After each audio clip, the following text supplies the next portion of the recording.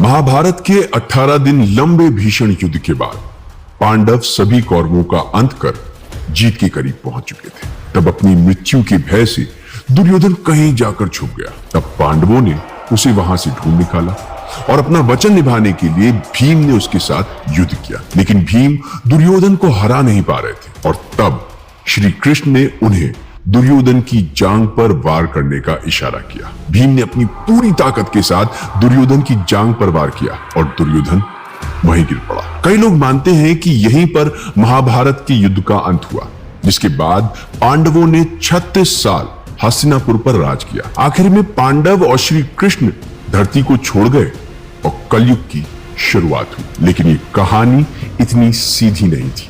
महाभारत युद्ध के बाद कई ऐसी घटनाएं हुई जिनसे आज भी कई अनसुने राज जुड़े हैं।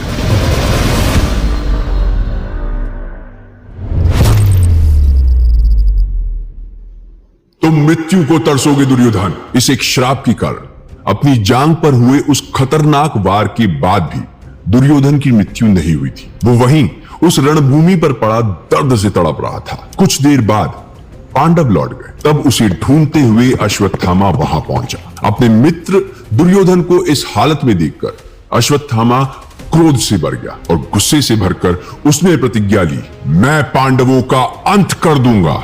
इतना कहकर वो पांडवों के शिविर की तरफ बढ़ गया। रात के अंधेरे में उसने वहां कोहराम मचा दिया और वहां सोए हर एक पांडव का सर काटकर दुर्योधन के पास लौट आया और उन सभी सरों को दुर्योधन के सामने लाकर रख दिया।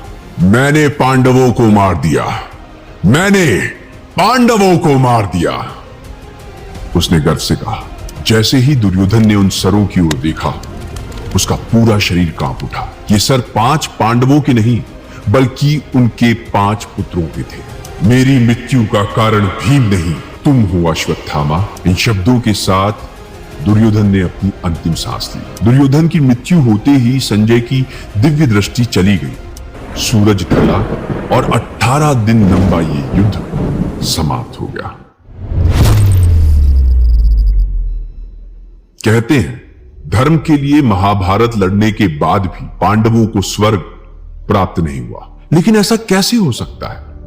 युद्ध के 36 सालों के बाद श्री कृष्ण अपने मानव रूप को त्याग कर वैकुंठ लौट गए। उस समय पांडवों ने भी अपना सारा राज्य अपने पोते परीक्षित को सौंप दिया और अपनी पत्नी द्रौपदी के साथ स्वर्ग की यात्रा के लिए हिमालय निकल गए। जैसे जैसे वो आगे बढ़ रहे थे, चढ़ाई और भी ज्यादा खतरनाक होती जा रही थी। एक दिन पहाड़ के एक किनारे से द्रौपदी का पैर फिसला और वो खाई में गिर गई। भले द्रौपदी ने अपना हर कर्तव्य निभाया हो, लेकिन 5 पांडवों की पत्नी होने के बाद भी द्रौपदी को अर्जुन से ज्यादा प्रेम था और यही उनके अंत का कारण बना। द्रौपदी के बाद बारी आई सहदेव और नकुल, जिनकी मौत का कारण बना उनका घमंड। एक का अपने ज्ञान पर और दूसरे का अपने रूप पर। और फिर बारी आई अर्जुन, जिन्हें अपने कौशल पर बहुत घमंड था और यही उनकी मृत्यु का कारण बना। कुछ दिनों बाद भीम का भी अंत आया। भीम बहुत शक्तिशाली थे, लेकिन खाने को लेकर उनके मन में बहुत लोभ था और इसलिए स्वर्ग की इस यात्रा को वो पूरा नहीं कर पाए। अब युधिष्ठिर अकेले ही अपनी यात्रा में आगे बढ़ने लगे। अपने जीवन में उन्होंने हर समय पर धर्म का पालन किया, जिस वजह से वो इस यात्रा को पूरा कर पाए। और इस प्रकार 5 पांडव में से केवल युधिष्ठिर ही थे जिन्हें स्वर्ग की प्राप्ति हुई। लेकिन पांडवों के अंत के साथ इस धरती पर एक नया रोग जन्म ले चुका था, जो इस संसार को अपने अंत की ओर ले जाने वाला था।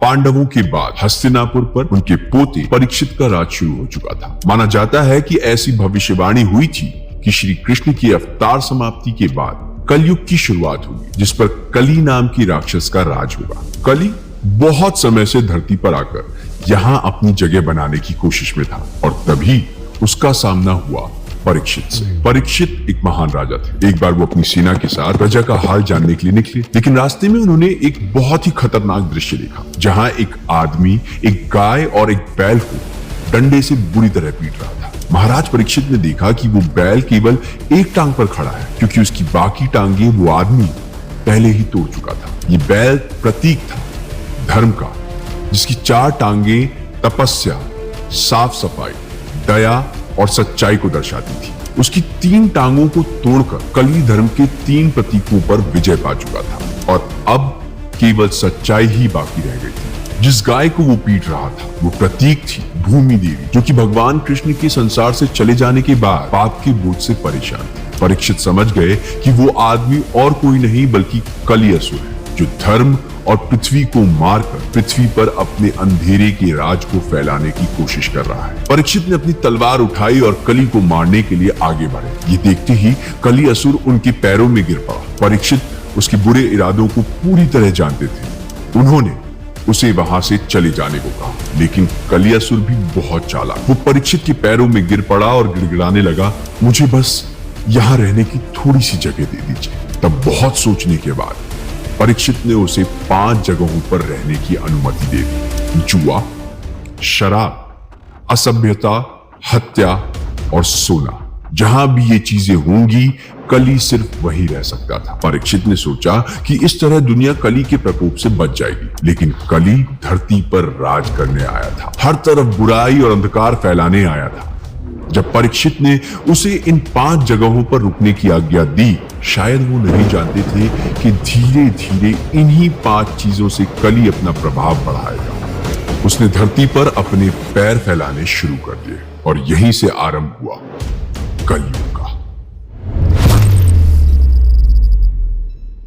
परीक्षित ने कली को पूरे संसार में कहर मचाने से तो रोक दिया, लेकिन अपनी मृत्यु को नहीं रोक पाए। अपने ज्ञान और शक्ति के बावजूद भी राजा परीक्षित के जीवन के अंत का कारण बना उनका क्रोध। एक दिन जंगल में भटकते हुए राजा परीक्षित महर्षि समीक के आश्रम पहुंचे। ऋषि मुनि गहरे ध्यान में लीन थे और इसलिए उन्हें परीक्षित के वहां होने की कोई खबर नहीं थी। ऋषि समीक की इस नजरअंदाजी से क्रोधित होकर परीक्षित ने उनके गले में एक मरा हुआ सांप डाल दिया और वहां से चले गए। परीक्षित इस बात से बिल्कुल अनजान थे कि उनका ये क्रोध उन्हें बहुत भारी पड़ने वाला है। कुछ देर बाद महर्षि समीक के बेटे श्रृंगी अपने पिता से मिलने पहुंचे। जब उन्होंने इस मृत सांप को अपने पिता के गले में देखा तो वो आग बबूला हो उठे। श्रृंगी ने राजा परीक्षित को श्राप दिया कि आज से 7वें दिन सांप के डसने से राजा परीक्षित की मृत्यु हो जाएगी। जब परीक्षित को इस श्राप के बारे में पता चला तो उन्हें बहुत दुख हुआ, लेकिन अब दिए हुए श्राप को पलटा नहीं जा सकता।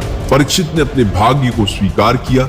उन्होंने अपने बेटे जन्मजय को हस्तिनापुर का राजा बना दिया और अपनी मौत का इंतजार करने लगे। 7वें दिन नागराज तक्षक एक ब्राह्मण के रूप में राजा परीक्षित के महल में पहुंचे और राजा परीक्षित को डस दिया। इस प्रकार अपने क्रोध में फंसकर एक श्राप के कारण राजा परीक्षित की मृत्यु हो गई। लेकिन अभी इस कहानी में एक और नया मोड़ आना बाकी था।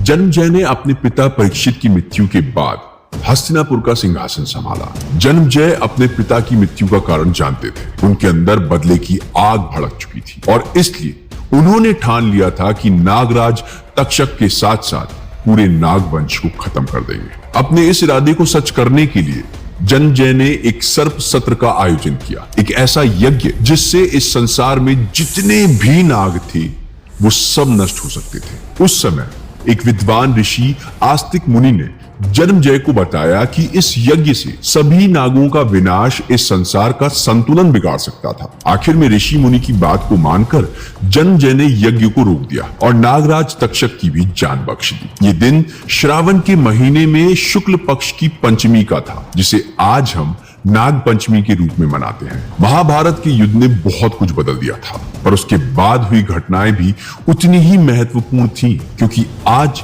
हम जिस समय में रह रहे हैं, जिस युग में रह रहे हैं, सब कुछ उस समय से जुड़ा हुआ है। आपको क्या लगता है? अपने थॉट्स हमें कमेंट्स में बताइए। अगर वीडियो पसंद आई है तो इसे लाइक और शेयर जरूर कीजिए और ऐसी और अनसुनी, अनकही, अनदेखी कहानियों के लिए को सब्सक्राइब कीजिए। See you in the next one.